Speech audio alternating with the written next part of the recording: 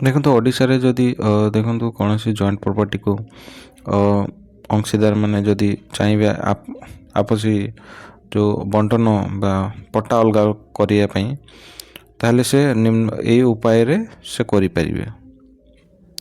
ତାହେଲେ ଦେଖନ୍ତୁ ଆମେ ଗୋଟେ ଏକ୍ଜାମ୍ପଲ୍ ନେଇଯିବା। ଧର ଯେଉଁ ଏ ଆଉ ବି ଦୁଇ ଜଣ ଅଂଶୀଦାର ଅଛନ୍ତି। ଏବେ ଏ ଦୁଇ ଜଣ ଚାହୁଁଛନ୍ତି ଏ ଜମିଟାକୁ ବଣ୍ଟନ କରିକି ତାଙ୍କ ନାଁରେ ଅଲଗା ଅଲଗା ପଟ୍ଟା କରିବା ପାଇଁ। ତାହେଲେ ସେଇ କ୍ଷେତ୍ରରେ କ'ଣ କରିପାରିବେ ନା ସିଏ ଗୋଟେ ରେଜିଷ୍ଟ୍ରି ଦଲିଲ ବି କରିପାରିବେ। ରେଜିଷ୍ଟ୍ରି ଦଲିଲ ଦ୍ୱାରା ବି ତାଙ୍କ ନାଁରେ ଅଲଗା ଅଲଗା ପଟ୍ଟା କରିପାରିବେ। ରେଜିଷ୍ଟ୍ରି ଦଲିଲ କରିବା ପାଇଁ ତାଙ୍କୁ କେଉଁଠି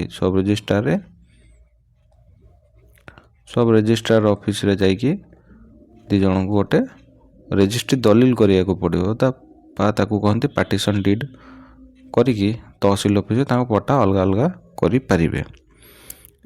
ଆଉ ଗୋଟେ ବାଟ ଅଛି, ସେମାନେ ଆପୋଷୀ ରାଜିନାମାରେ ରେଭିନ୍ୟୁ ଅଫିସରଙ୍କ ଆଦେଶ ବଳରେ ବି ସେ ତାଙ୍କ ନାଁରେ ଅଲଗା ଅଲଗା ପଟ୍ଟା କରିପାରିବେ ହେଲା। ତାହେଲେ ଏମାନେ ତହସିଲ ଅଫିସରେ ମଧ୍ୟ ଆବେଦନ କରିପାରିବେ। ତହସିଲ ଅଫିସରେ ମଧ୍ୟ ଆବେଦନ କରିପାରିବେ ଏବଂ ତହସିଲ ରେଭିନ୍ୟୁ ଅଫିସରଙ୍କ ଆଦେଶ ମୂଳେ କ'ଣ ହେଇଯିବ, ତାଙ୍କ ନାଁରେ ଅଲଗା ଅଲଗା ପଟ୍ଟା ହେଇଯିବ। ଏବଂ ଏମିତି ବି ଗୋଟେ ସିଚୁଏସନ୍ ଆସେ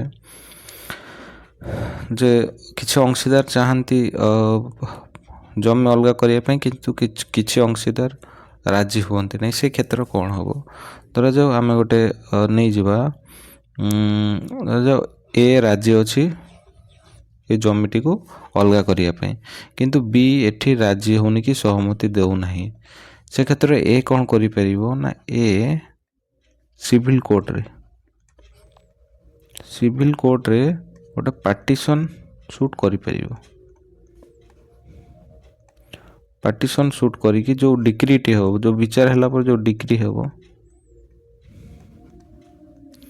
ଡିକ୍ରି ହେଲା ପରେ ଏ ଯେଉଁ ଡିକ୍ରି ମୂଳେ ତହସିଲରେ କ'ଣ ହେଇଯିବ, ଅଲଗା ଅଲଗା ପଟ୍ଟା ହେଇଯିବ।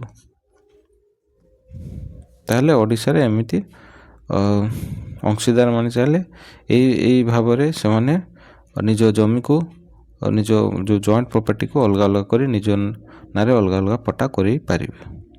Thank you.